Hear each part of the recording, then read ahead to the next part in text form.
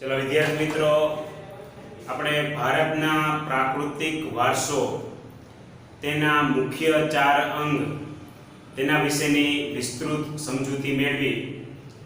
હવે વિદ્યાર્થી મિત્રો, એક ભારતીય તરીકે આપણને ખૂબ જ ગૌરવ અનુભવાય અને સ્વાભિમાનની લાગણી ઊભી થાય આવો સરસ મજાનો ટોપિક, સરસ મજાનો પ્રશ્ન આપણે ભણવાના છીએ.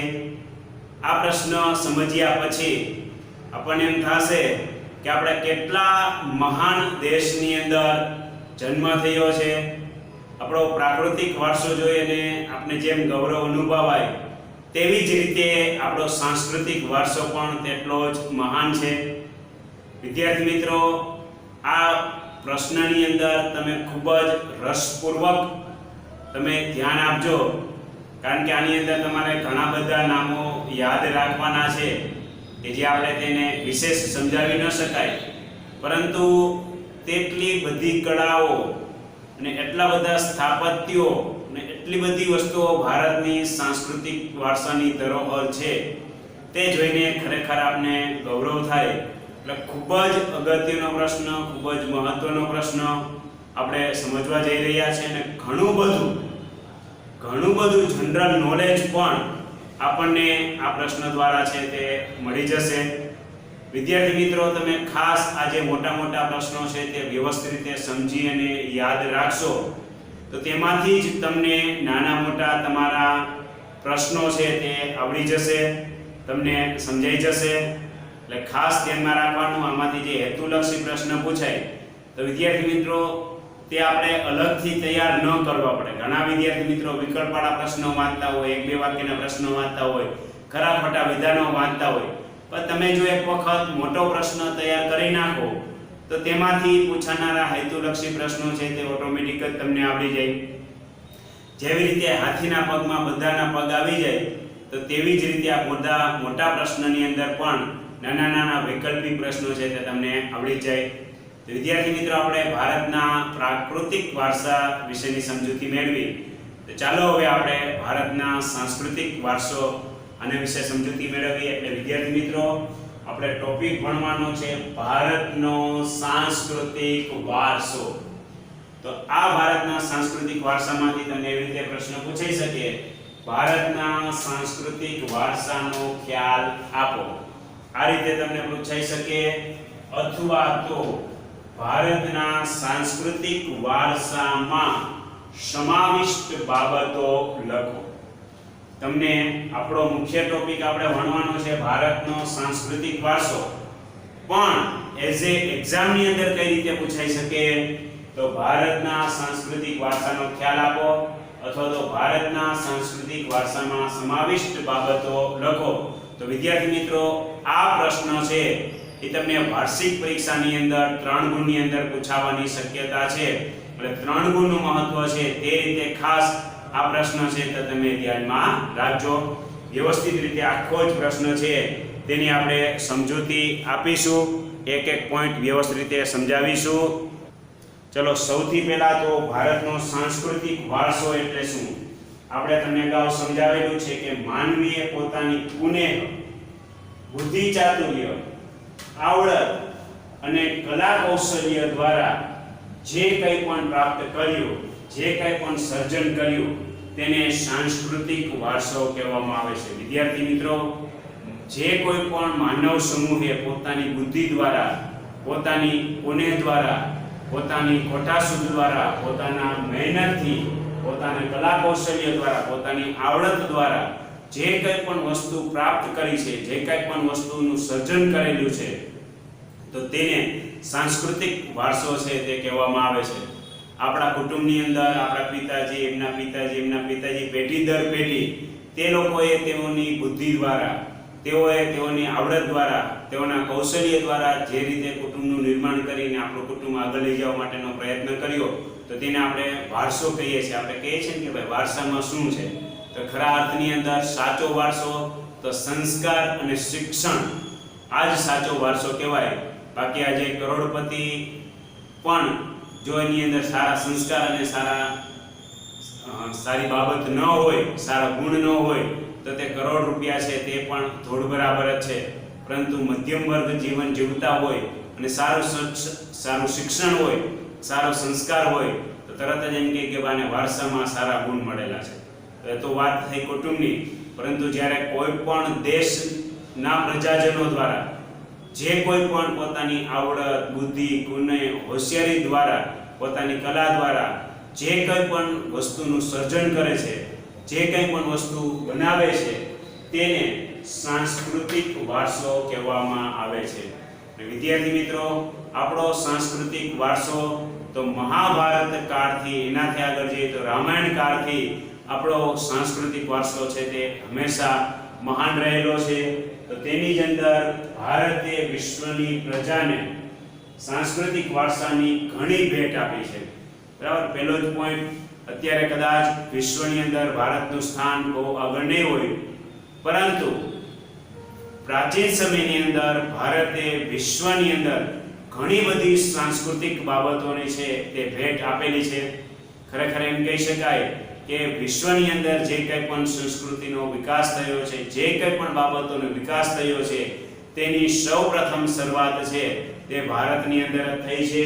ને એટલા માટે તેનું ઉદાહરણ આપવું હોય તો શિલ્પ અને સ્થાપત્યની કળા, બરાબર, મૂર્તિઓ અને જુદા જુદા બાંધકામો, કે આ કળા છે તે આપણે ત્યાં આશરે 5000 વર્ષ કરતાં પણ જૂની આપણે ત્યાં શિલ્પ અને સ્થાપત્ય કલા છે.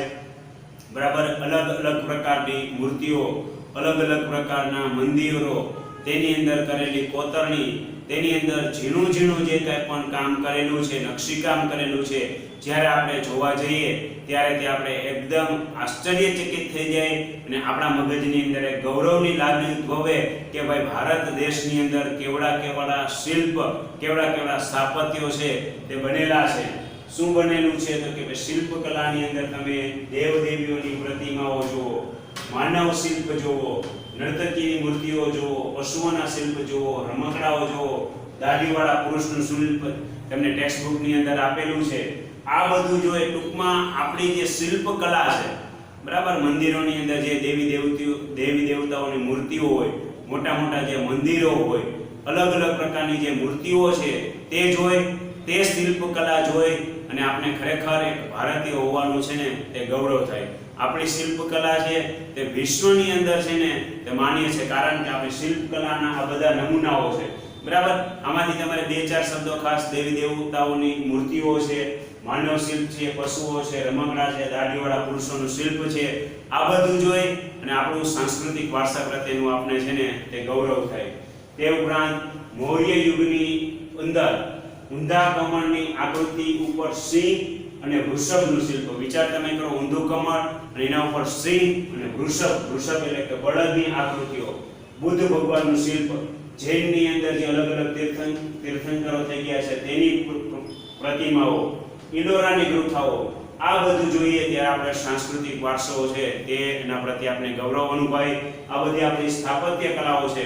ક્યારેક તમે ફ્રી બેઠા હોય ત્યારે નકરી આપણે મોબાઈલની અંદર ગેમ જ રમીએ છીએ, તેના કરતાં આ એક વસ્તુ તમે સર્ચ કરજો, ઊંધા કમળની આકૃતિ પર સિંહ અને વૃષભનું શિલ્પ, બુદ્ધનું શિલ્પ, જૈન તીર્થંકરની પ્રતિમા, ઇલોરાની ગુફાઓ, તો તરત જ એના ઇમેજને બધું જોશો તો ઓટોમેટિક તમને આ બધી વસ્તુઓ છે તે યાદ રહી જશે અને તમને પણ ધ્યાનમાં આવશે કે ભાઈ આપણો સાંસ્કૃતિક વારસો છે તે કેટલો મહાન અને કેટલો વિશિષ્ટ છે. એટલે ખાસ સૌપ્રથમ પહેલો જ પોઈન્ટ વ્યાખ્યા લખવાની કે માનવીએ પોતાના કુનેહ, બુદ્ધિ, ચાતુર્ય, આવડત, ગુણ દ્વારા જે કોઈ પણ પ્રાપ્ત કર્યું અને સર્જન કર્યું તેને સાંસ્કૃતિક વારસો કહેવાય. ભારતે તો વિશ્વને ઘણી બધી સાંસ્કૃતિક વારસાની ભેટ આપેલી છે. તેમાં શિલ્પકળા અને સ્થાપત્ય કલાને ઉદાહરણ આપી શકાય. આપણે ત્યાં તે આ 5000 વર્ષથી પણ પ્રાચીન છે.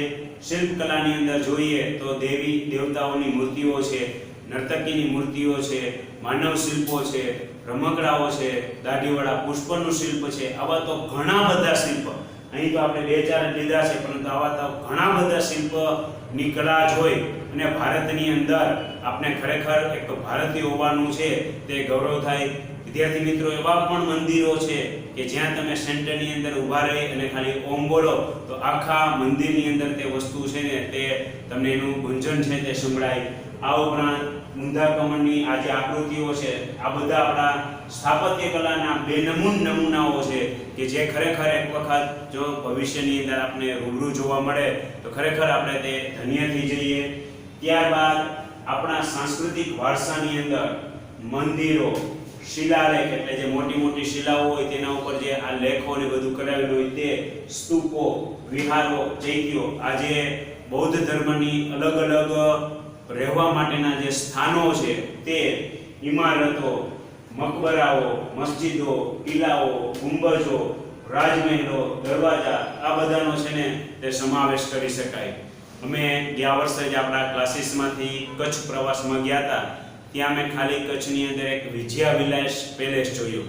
એ પેલેસ જોઈને જ આપને એમ લાગે કે ભાઈ એ વિજયા વિલાસ પેલેસ તો હમણાંની વાત છે, પરંતુ એવા રાજમહેલો, એવા ઇમારતો આપણે મુંબઈની અંદર ખ્યાલ છે, ઇન્ડિયા ગેટ છે, અલગ અલગ એ બધી વસ્તુઓ આપણે ધ્યાનમાં જોઈને એમ લાગે કે ભારતની સ્થાપત્ય કલા છે તે વિશ્વની અંદર બેનમૂન છે. ભારતની અંદર જે સ્થાપત્ય કલા થઈ છે તે બીજી કોઈ પણ જગ્યાએ નથી.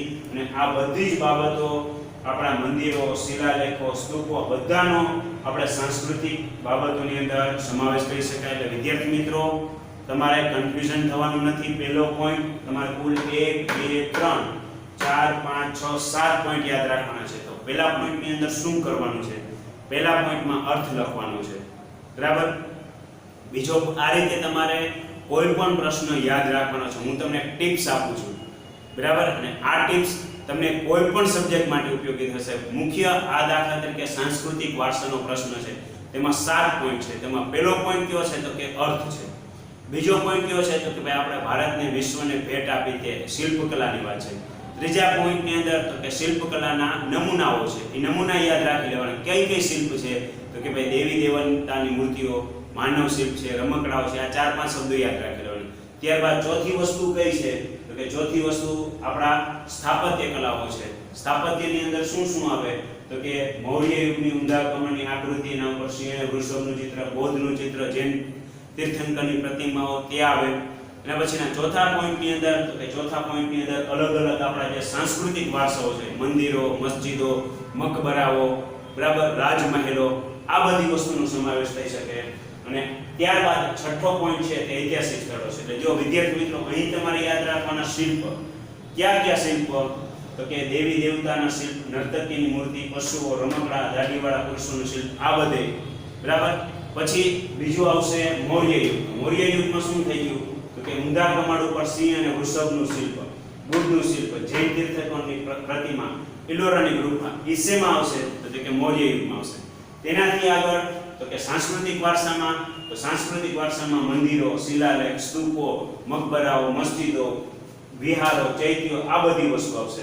પછી તો કે ઐતિહાસિક, એમ એ રીતે યાદ રાખવાનું. પહેલો અર્થ, બીજી વસ્તુ શિલ્પ, પછી શિલ્પના નમૂનાઓ, એટલે 2 પોઈન્ટ થઈ ગયા, 3 પોઈન્ટ થઈ ગયા. ચોથો પોઈન્ટ એટલે આપણે મૌર્ય યુગ સમયની કલા. 5મો પોઈન્ટ આપણા સાંસ્કૃતિક વારસો, જેની અંદર મંદિરો, મસ્જિદો એ બધું. છઠ્ઠો ઐતિહાસિક સ્થળ ક્યાં ક્યાં તો કે સાબરમતી આશ્રમ છે, દાંડી છે, બારડોલી છે, દિલ્હી છે, કલકત્તા છે, બરાબર. કલકત્તાની અંદર શાંતિ નિકેતન છે. આ બધા ઐતિહાસિક સ્થળો છે, તેનો પણ આપણે આપણા સાંસ્કૃતિક વારસાઓની અંદર છે તે સમાવેશ કરી શકીએ. અને છેલ્લે ભારતે વિશ્વને આપેલી શોધો, બરાબર. આ જોઈને એમ જ લાગશે કે વિશ્વની અંદર જે કાંઈ પણ શોધો અત્યારે થતી રહેલી છે તેના પાયાની અંદર છે ને તે ભારત રહેલું છે, બરાબર. નો ડાઉટ અત્યારે કદાચ એટલી બધી શોધો આપણે ત્યાં થતું નથી. એટલે ખાસ તમારામાંથી નવી શોધો કોઈ વિદ્યાર્થીઓ કરે એવી આશા છે, બરાબર. ભાષા, બરાબર. વિશ્વને ભાષા ભારતે આપી, લિપિ ભારતે આપી. શૂન્યની શોધ આર્યભટ્ટે કરી. શૂન્ય જ ન હોત તો, બરાબર. હિન્દી ગીત છે ને, જબ જીરો દિયા ભારતને, બરાબર. ભારત की भाषा जब जीरो दिया भारत ने. शून्यની શોધ, ગણિત, પંચાંગ, બરાબર. ખગોળશાસ્ત્ર, સાહિત્ય, લોખંડ, યુદ્ધશાસ્ત્ર, રથ, રાજ્યશાસ્ત્ર, પ્રાણીશાસ્ત્ર, વાસ્તુશાસ્ત્ર, ધર્મ, ગણતંત્ર, ન્યાયતંત્ર, પર્યાવરણ, આવી તો ઘણી બધી બાબતો છે તે આપણા ભારતીય સાંસ્કૃતિક વારસાની અંદર છે, બરાબર. આપણે ખાલી ખગોળની અંદર જોઈએ કે હનુમાન ચાલીસાની અંદર આવે કે બરાબર, એની અંદર ઘણી બધી ખગોળશાસ્ત્રની અંદર પણ ઘણી બધી શોધો છે તે ભારતે કરેલી છે. એટલે કહેવાનો મતલબ કે આવી ઘણી બધી શોધો છે તે ભારતની અંદર થઈ છે કે જે આપણો સાંસ્કૃતિક વારસાનું ઉત્તમ ઉદાહરણ છે. એટલે ખાસ સાથે આમાંથી જેટલું યાદ રહે, બરાબર, 1 2 3 જોશો, બરાબર, ભાષા, લિપિ, શૂન્યની શોધ, ગણિત, પંચાંગ, ખગોળ, સાહિત્ય, લોખંડ, જીવશાસ્ત્ર, રાજ્યશાસ્ત્ર, પ્રાણીશાસ્ત્ર, બરાબર. એમાં 4 તો તમારે શાસ્ત્ર યાદ રાખી લેવાનું: યુદ્ધ, રાજ્ય, પ્રાણી અને વાસ્તુ, બરાબર, ધર્મ, ગણતર. આમાંથી જેટલા શબ્દો યાદ રહે એ બધા શબ્દો છે તે આપણી મહત્વની શોધો છે તે આપણે વિશ્વને આપેલી છે.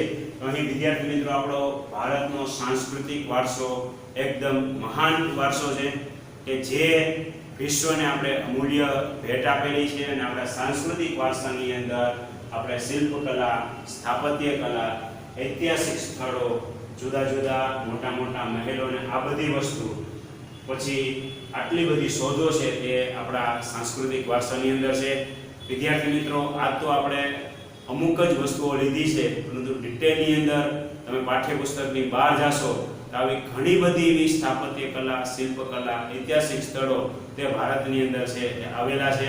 તો વિદ્યાર્થી મિત્રો, શાંતિથી 1 મિનિટ માટે આખો પ્રશ્ન જોઈ લો અને ખાસ આની અંદર સમજવાની સાથે સાથે તમારે યાદ પણ રાખવાનું છે. આગલો પ્રશ્ન એવો હતો કે જેની અંદર તમે વ્યવસ્થિત રીતે સમજી લો તો તમારી રીતે તમે લખી શકો. આ પ્રશ્નની અંદર તો તમારે વ્યવસ્થિત મહેનત કરીને એક પ્રશ્ન 3 કે 4 વખત લખીને આ પ્રશ્ન છે તે યાદ રાખવો જરૂરી છે, કારણ કે આમાં ઘણા બધા નામ છે તે આવેલા છે. તો જે પ્રશ્નમાં નામ આવતો હોય તે માત્ર સમજીને યાદ ન આવે, બરાબર. આપણે તમને કઈ રીતે યાદ રાખવો તે સમજૂતી આપી છે, પરંતુ વ્યવસ્થિત રીતે તમે લખશો એટલે આ પ્રશ્ન છે તે તમને આવડી જશે.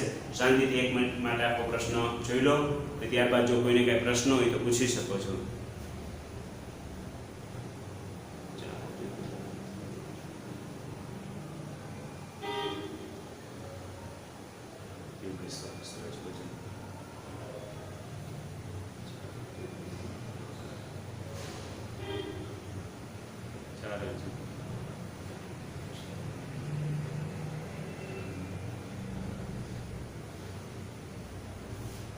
વ્યવસ્થિત પહેલા પોઈન્ટની અંદર અર્થ છે, બીજા પોઈન્ટની અંદર શિલ્પ સ્થાપત્ય કલા વિશ્વને આપી, ત્રીજા પોઈન્ટની અંદર શિલ્પકલાના નમૂના, ચોથા પોઈન્ટની અંદર મૌર્ય યુગ સમયની કૃતિઓ, પાંચમાની અંદર આપણા સાંસ્કૃતિક વારસાની અંદર મંદિરો, શિલાલેખ, સ્તૂપ, વિહારો, ચૈત્યો, મકબરા, મસ્જિદો તે બધું, છઠ્ઠા પોઈન્ટની અંદર આપણા ઐતિહાસિક સ્થળો અને સાતમા પોઈન્ટની અંદર આપણે આપેલી શોધો. આ રીતે મુખ્ય 7 પોઈન્ટ તમે યાદ રાખી લેવાના. એટલે તેના ઉપરથી થોડું ઘણું તમે લખી શકો. પહેલા પોઈન્ટની અંદર અર્થ, બીજા પોઈન્ટમાં શિલ્પ સ્થાપત્ય કલા, ત્રીજા પોઈન્ટની અંદર શિલ્પકલાના નમૂના યાદ રાખી લેવાના, ચોથા પોઈન્ટમાં મૌર્ય યુગને સમયની કલાઓ યાદ રાખી લેવાની, પાંચમા પોઈન્ટમાં સાંસ્કૃતિક વારસાની બાબતો યાદ રાખી લેવાની, છઠ્ઠા પોઈન્ટમાં ઐતિહાસિક સ્થળો અને સાતમા પોઈન્ટમાં ઘણી બધી શોધો છે એ બધી જ શોધો છે તે આપણે યાદ રાખી લેવાની. એટલે વિદ્યાર્થી મિત્રો, વ્યવસ્થિત રીતે તમને સમજાઈ ગયું હશે તો આ પ્રશ્ન પણ તમારે વ્યવસ્થિત રીતે લખી નાખવાનો છે. ભારતના સાંસ્કૃતિક વારસાનો ખ્યાલ આપો અથવા ભારતના સાંસ્કૃતિક વારસામાં સમાવિષ્ટ બાબતો લખો. ગમે તે રીતે તમને પ્રશ્ન પૂછાય તેની અંદર તમારા 7 પોઈન્ટ છે તે વિસ્તૃત રીતે લખવાના રહેશે. આ 3 ગુણની અંદર પ્રશ્ન તમને પૂછાઈ શકશે.